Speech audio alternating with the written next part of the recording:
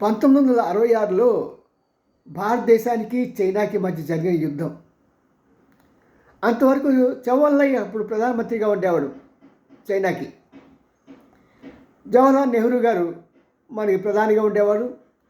కృష్ణ మీనన్ రక్షణ మంత్రి. చౌవన్లై మనకి ఎప్పుడు కూడా భారత్ చైనా భాయ్ భాయ్ అంటూ చాలా మనల్ని ఒక మభ్య పెట్టేశాడు. మన ఇద్దరు కూడా అన్నదమ్ములు అని. పాపం నెహ్రూ గారు దాన్ని నమ్మేశారు పూర్తిగా. దానిలోనే ఉండిపోయాడు. అలా ఉండిపోయే లడక్ ఎందుకు మనకు వేస్ట్ కదా అని చెప్పి ఆయనకి ఇచ్చేశాడు కొంత భూభాగాన్ని. అరుణాచల్లో కొంత భూభాగాన్ని ఇచ్చేసాడు ఆయన బేవర్స్గా, పైసలు తీసుకోకుండా. అంటే అవి స్ట్రాటజికల్గా ఇంపార్టెన్స్ అనే సంగతి ఆయనకి అంత జ్ఞానం లేదు, అంటే డిఫెన్స్ గురించి.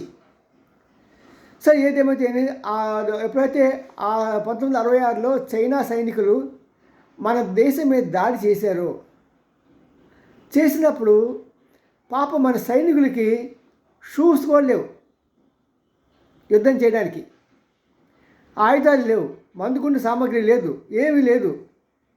వీళ్ళు అటాక్ అనేటప్పుడు పాపం వెళ్ళిపోయారు దేశభక్తులు కాబట్టి. కొన్ని వందల మంది చనిపోయారండి. కొన్ని వేల ఎకరాల స్థలాన్ని వాళ్ళు ఆక్రమించేశారు. నిజంగా చాలా ట్రాజడీ.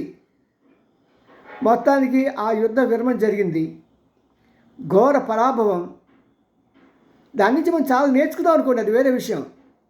కానీ తొందరపాటు నిర్ణయం వల్ల అప్పుడు కృష్ణ మీనన్ రక్షణ మంత్రిని పదవిలో తీసేశారు. ఇలాంటి సంఘటనలు జరిగాయి. మొన్న మధ్య ఏమైందంటే, ఇప్పుడు కొత్తగా ఆర్టీఐ రైట్ ఆఫ్ ఇన్ఫర్మేషన్ వచ్చింది, యాక్ట్ వచ్చింది కదా. దాంతో ఒక అతను అడిగాడు, అసలు అప్పుడు వివరాలు ఏంటి చెప్పండి అని. మన సైనికుల మీద, మన ఆర్మీ మీద చాలా ఒత్తిడి వచ్చింది. 45 రోజుల లోపల దానికి మనకి చెప్పాలి, చెప్పకపోతే మనకి సుప్రీంకోర్టు నుంచి తాకీతులు వస్తాయని కొంతమంది ప్రిపేర్ అయిపోయారు.